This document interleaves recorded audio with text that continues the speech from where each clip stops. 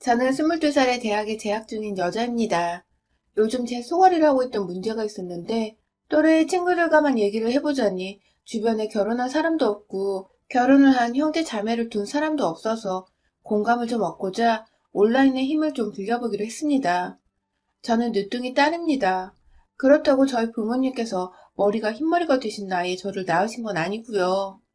오빠가 하나 있는데 오빠와의 나이 차이가 딱 10살이에요. 거의 외동아들 하나를 키우시려 하다가 엄마가 30대 후반에 저를 낳으신 거였죠. 어릴 적부터 부모님께 들었던 말씀은 아들 하나만 키우며 살려니 엄마가 많이 심심하고 울적해 하셨다고 해요.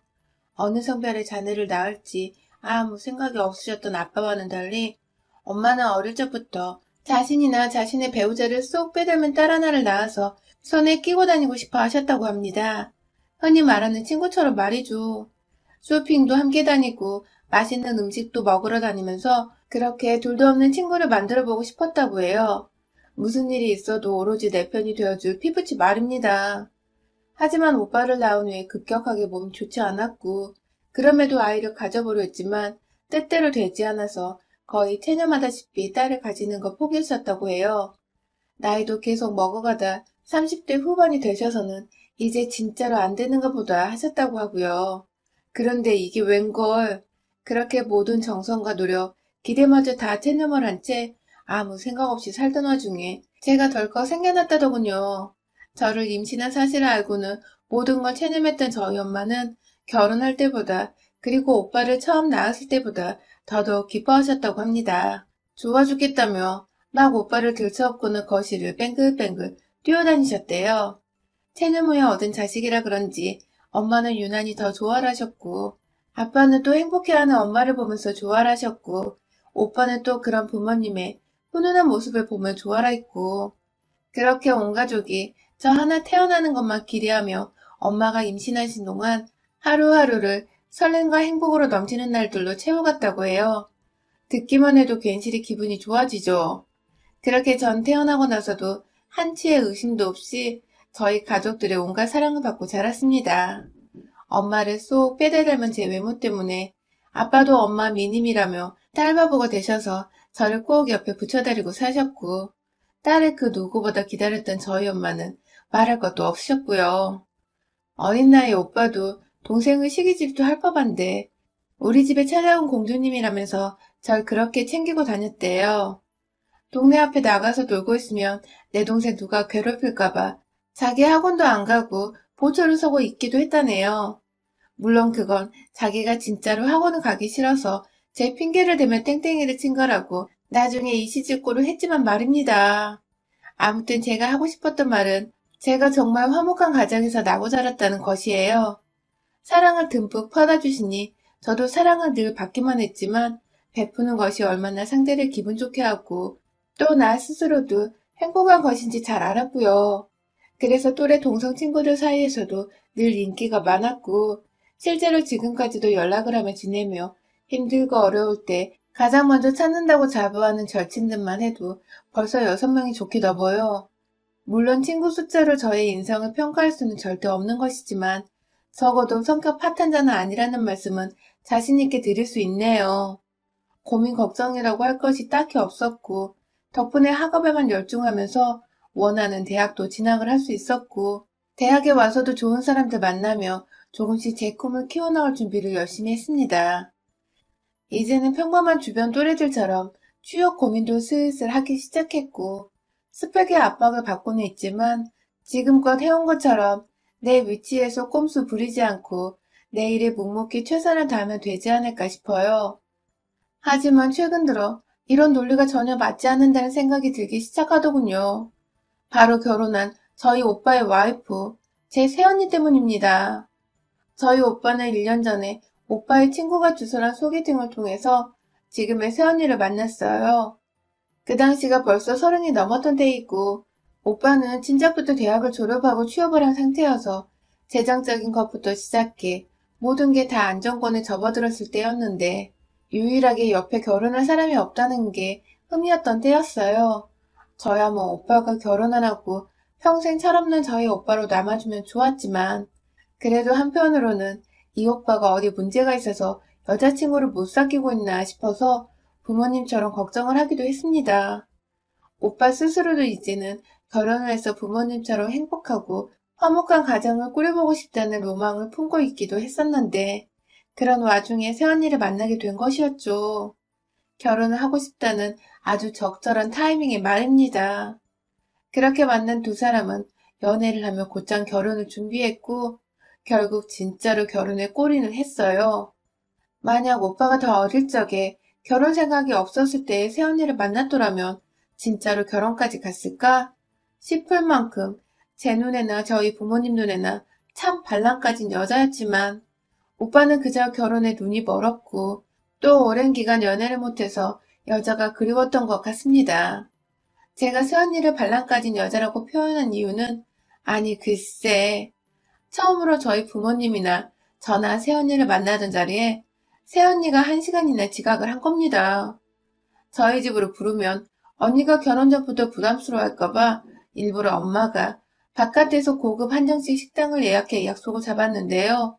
저희 가족은 약속 시간 20분 전쯤 미리 도착을 해서 언니를 기다리고 있었는데 정각 조금 지나서 맞춰 오빠가 혼자 식당에 들어오더라고요. 순간 저희는 오빠 결혼이 파토난 건 줄 알고 표정이 심각해졌는데 오빠는 새언니가 조금 늦을 것 같아서 자기 혼자 먼저 왔다고 먼저 밥이라도 먹고 있자고 하더라고요. 하지만 어떻게 그래요? 주인공이 새언니가 안 왔는데 말이죠. 그래서 저희 부모님이나 저나 밥을 안 시키고 새언니가 올 때까지 계속 기다렸어요. 정말 하염없이. 그런데 1시간이나 지나서 나타난 새언니는 캐주얼한 청바지와 와이셔츠를 입고 푸르헤친 머리를 막 만지면서 들어왔어요. 정신없이 들어와 앉길래 먼저 해야 할 인사조차 생략이 되었습니다. 무슨 상황인지 상상이 가시나요? 1시간이나 시부모 될 어른들을 영문도 모른 채 기다리게 해놓고는 본인이 정신없어 죽겠다는 티를 팍팍 내며 저희 부모님께 인사도 안 하고 곧장 오빠 얼굴만을 확인하고는 옆자리에 앉더라고요. 그러더니 한다는 첫마디가 아, 나 술 덜 깼어. 라더군요. 이제 보니 새언니는 전날 술을 더럽게 처마시고는 그 술이 다 안 깨는 바람에 오늘 약속 시간까지 늦잠을 풀풀 잤고 연락이 안 되자 오빠는 저희 가족들이 기다릴 걸 알기에 혼자 에라 모르겠다 하며 약속 장소에 왔던 거더라고요. 새언니는 오빠의 불같은 전화에 어찌저찌 깨긴 했는데 일어나서 대충 차려입고 나온다는 게 그만 불의 접근이 훤히 내다보이는 와이셔츠에 단추까지 잘못 잠궈서 가슴골이 보일랑 말랑하는 그런 상태로 와버렸고요. 아 진짜 문제가 하나에 둘에 셋에 아주 첩첩산중의 꼴이었습니다. 뒤늦게 오빠가 인사부터 안 하냐는 눈치를 주며 자 여기 우리 부모님 하며 언니한테 저희 가족을 소개했고 천만 다행히게도 새언니는 아 안녕하세요 하며 그제서야 웃어 보이며 인사를 했어요. 거기에 인사까지 대충 해버렸으면 진짜 상을 다 엎어버릴 뻔했는데 다행히 웃어 보이니 웃는 얼굴엔 침을 못 뱉겠더라고요.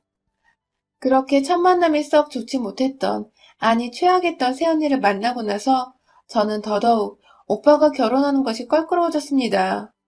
결혼을 한다는 것은 새 가족을 들인다는 것인데 다른 날도 아닌 시부모님 만나기 전날 술을 진탕 먹고 1시간이나 약속에 늦은 새언니라 상상도 하기 싫었어요. 그래도 오빠가 가족들 눈치가 보였는지 다들 불러 모아서 말을 하더라고요. 전날 직장에서 억지로 회식을 하며 술을 마셔서 그랬다고. 그래서 약속이 늦은 거라고 말이죠. 저희 오빠가 거짓말을 잘 못해요. 거짓말 할 때면 이상하게 손을 쥐어뜯는 버릇이 있어서 저희 부모님도 그 정도 파악은 할 줄 알거든요. 새언니 얘기를 할 때 어찌나 손을 쥐어뜯던지 단번에 그게 거짓말인 줄은 알았지만 무슨 사정이 있겠거니 하면서 모른 척 하기로 했습니다. 오빠가 새언니를 많이 좋아하는 것 같아서 저도 오빠 인생이라 생각하며 좀 더 새언니를 새 가족으로 받아들이기 위해 마음가짐을 했죠. 가족으로 들어오며 문제 일으키지 않고 기존에 우리 가족들이 그랬던 것처럼 정말 화목하게 잘 살고 싶었으니까요. 그 오빠는 결혼을 했고 분가를 했습니다. 새언니는 오빠보다 5살이 어린데요. 어디 오빠 회사 근처에 있는 중견기업의 비서로 일을 하고 있다고 하더군요. 둘 다 직장 위치가 비슷했던지라 신혼집은 직장 근처로 구하는 바람에 저희 집과는 거리가 제법 멀어졌어요. 그래봤자 같은 서울 아니지만 한강을 사이에 둔 강북과 강남의 차이니 옆 동네 드나들듯 쉽게 왔다 갔다 할 거리는 아니었죠. 신혼집은 저희 집에서 사줬습니다. 정확히는 저희 아버지가 할아버지 할머니한테서 받은 유산과 오빠가 약간의 대출을 껴서 집을 샀고요. 새언니는 집 사줘서 고맙다며 시집 올 때 애다님으로 해오려고 했지만 엄마가 요즘 세상에 뭘 그런 걸 하냐며 간단히 생략을 했고 다만 그 돈으로 차라리 결혼식에 오는 손님들께 드릴 선물 같은 걸 준비하면 어떻겠냐고 해서 새언니랑 오빠는 가격이 좀 있는 한가와 떡 세트를 준비한 걸로 알고 있어요. 기존 애다님으로 준비하려던 것에 비하면 반도 안 되는 턱없는 저렴한 선물에 엄마가 결혼식 당일 당황하긴 하셨지만 요즘 젊은 애들한테 이러쿵 저러쿵 하는 건 실례라며 가만히 계셨죠. 그러니까 결론은 우리는 집도 해갔고 그 안에 있는 살림살이까지 다 준비를 했는데 새언니는 본인이 쓰고 싶은 침대가 있었다면서 신혼집 침대 하나와 결혼식 때 답례표 외에는 결혼하는데 어떤 돈도 들이지 않았다는 겁니다. 네, 여기까지도 제가 이해를 할 수가 있어요. 다른 돈은 저희 엄마가 안 받아도 된다고 미리 말을 했었으니까요. 하지만 이 정도로 시댁에서 뭔가 많이 해줬다면 적어도 새언니도 그만한 감사함이나 최소한의 도리는 지켜야 하는 게 아닌가요? 하지만 새언니는 전혀 그렇지 않았어요. 아니, 오히려 시댁에서 가장 만만한 저를 물고 늘어지더라고요.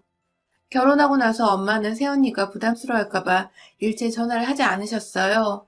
오빠가 먼저 안부 전화를 자주 하기도 했고, 그래서 딱히 새언니한테 뭔가 연락할 거리도 없었죠. 그렇게 그날도 평소처럼 오빠가 출근하고 점심시간에 엄마한테 안부 전화를 걸어서 엄마는 뭐 잘 지낸다, 결혼생활 어떠냐 하며 즐거운 모자간의 대화를 주고받았고 전화를 딱 끊었는데 곧장 새언니한테서 전화가 왔어요. 저는 그걸 옆에 있었기에 다 듣고 있었고요. 엄마는 며느리다 하면서 기분 좋게 전화를 받았고 왜인지 어른인 엄마가 먼저 막 안부를 묻고 있더라고요. 그러더니 이내 아주 기분이 우울하고 침울한 표정으로 알겠다는 말과 함께 전화를 끊으셨어요. 표정에서 감이 도저히 안 와. 무슨 일이냐고 막 엄마한테 보채 물으니 엄마가 시어머니 되기 참 힘드네 하시더라고요. 무슨 소리인 거 아니? 글쎄 새언니가 저희 엄마한테 전화를 해서는 대뜸 안부 인사고 뭐고 그냥 말이 없더래요. 그래서 엄마가 어색함을 없애려고 막 안부를 물어보니 그제서야 한다는 말이 방금 자기 남편이랑 통화했냐고 맨날 하냐고 하면서 한숨을 푹 쉬고는 어머니한테 마마보이 소리 듣게 하기 싫으시면 통화 좀 그만하세요. 이제 결혼한 남자예요. 하며 기분 나쁘다는 쓴웃음을 짓곤 전화를 끊었다더군요. 엄마가 알겠다는 대답을 하는 그 와중에 전화를 끊었대요. 진짜 그 순간 어찌나 화가 나던지. 아니 엄마가 며느리한테 안부 인사를 하라고 억지로 전화를 강요한 것도 대리 효도를 시키는 것도 아니고 아들이 엄마한테 와이프 없는 회사 점심시간에 잠깐 전화를 한 것 가지고 마마보이 어쩌고 하면서 통화 좀 그만하라고 하다니 이게 무슨 버릇없는 경우냐고요. 화가 나서 오빠한테 곧장 전화를 하려는데 엄마가 절 막았어요. 이제 결혼한 신혼부부라서 이런 사소한 것들이 문제가 될 수 있다며 오빠 부부를 그냥 내버려 두라고 하더군요.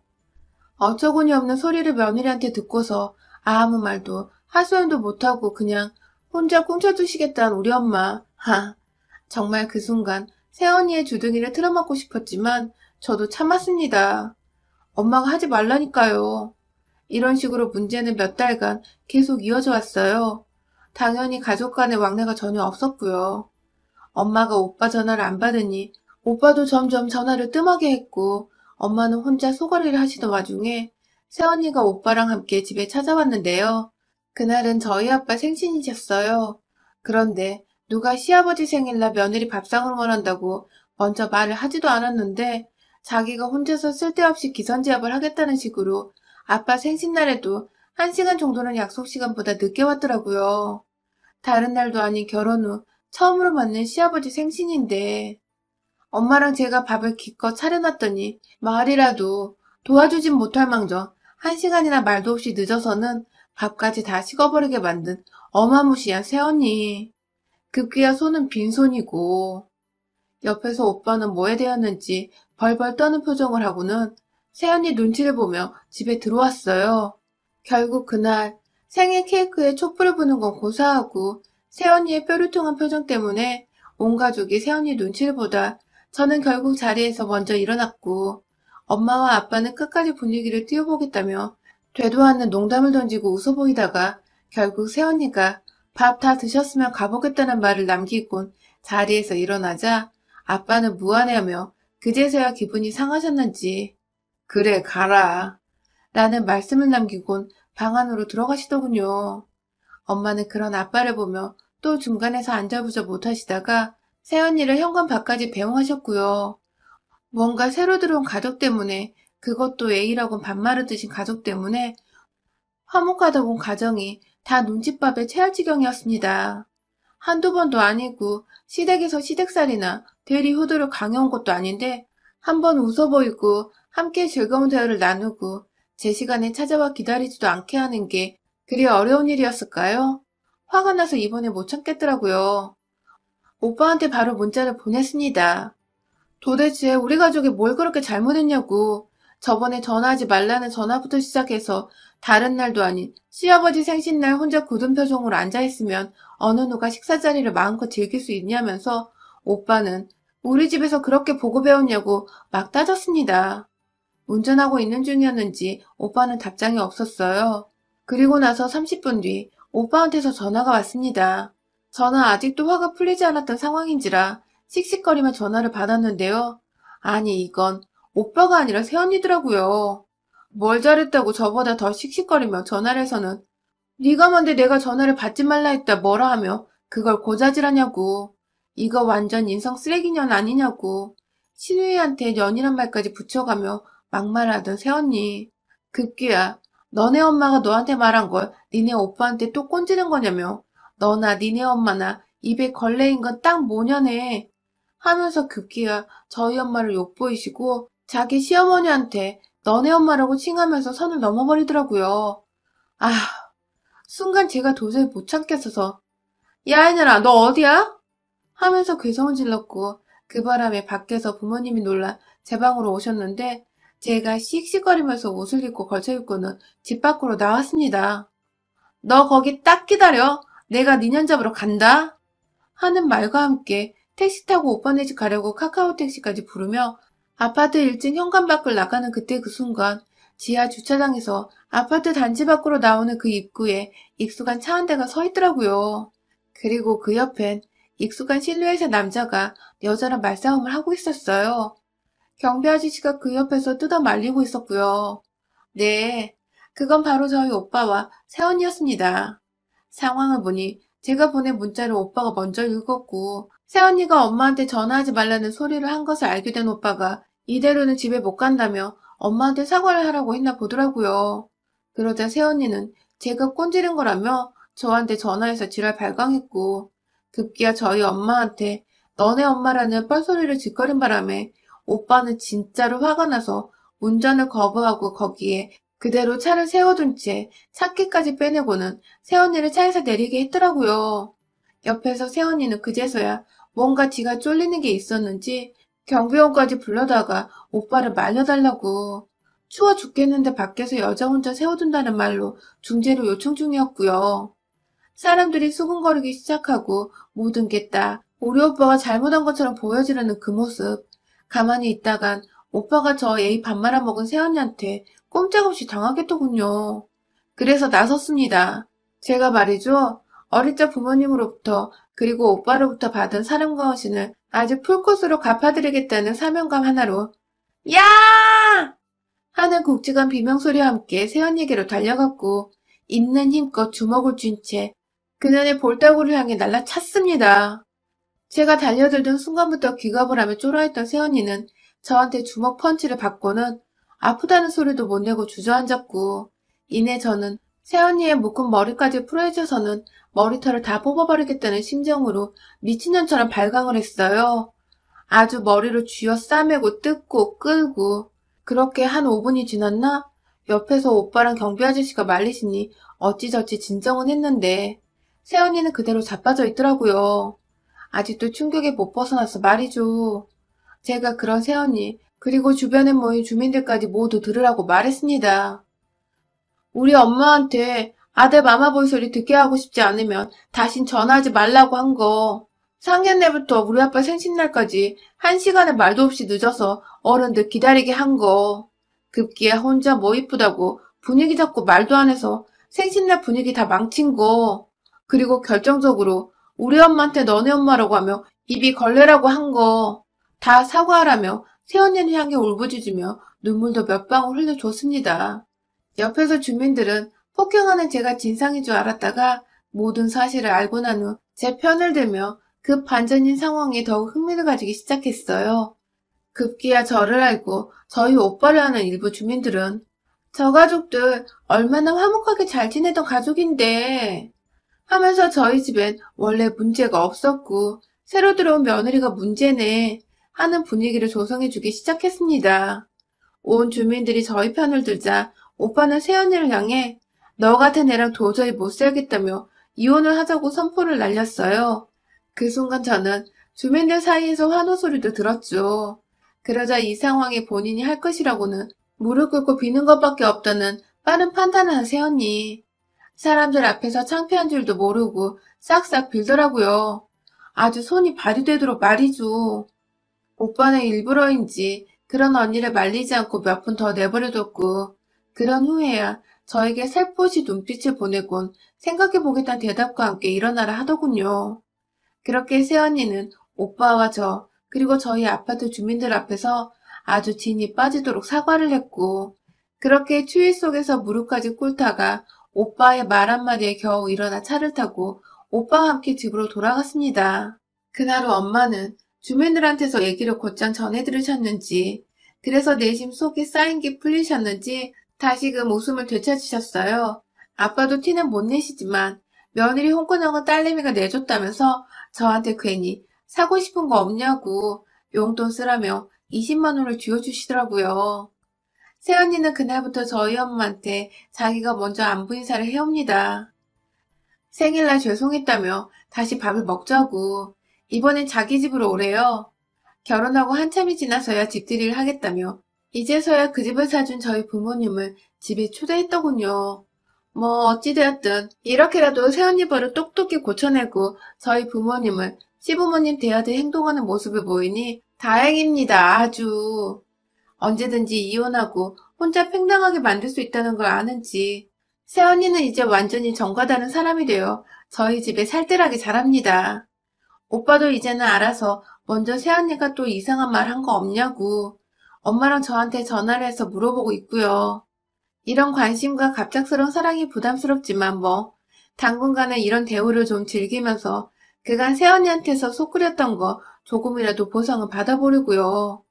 그러게 처음부터 그냥 사람답게 가족답게 대했으면 주먹 맞고 사람들 앞에서 싹싹 빌 일은 없었을 것을. 우리 가족이면 가족답게 살자고요. 여러분의 생각은 댓글로 남겨주세요. 오늘도 시청해주셔서 정말 감사합니다.